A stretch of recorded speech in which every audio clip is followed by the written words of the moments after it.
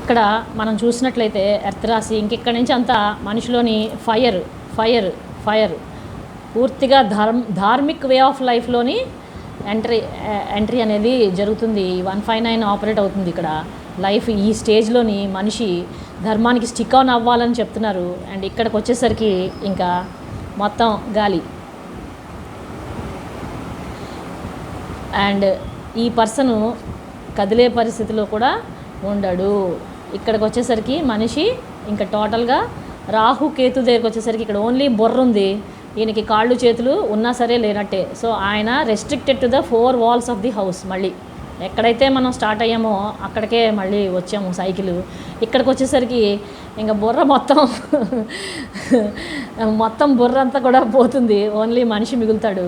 And ఇక్కడ ఈ స్టేజ్లో ఇంకా ఆలోచన కానీ ఏమీ లేదు, బయట తిరగడం కానీ ఏమీ లేదు. కేతు అంటే just body mind and soul absent అనమాట ఇంక ఇక్కడ ఈ స్టేజ్లో. సో ఈ 3 స్టేజెస్ ఆఫ్ లైఫ్ చాలా చాలా డిఫికల్ట్ అండ్ హార్డ్ లైఫ్. అందుకే శనిపాలిత ప్లానెట్స్ తలక ఇంపాక్ట్ ఇట్లా ఉంటుందని చెప్పండి.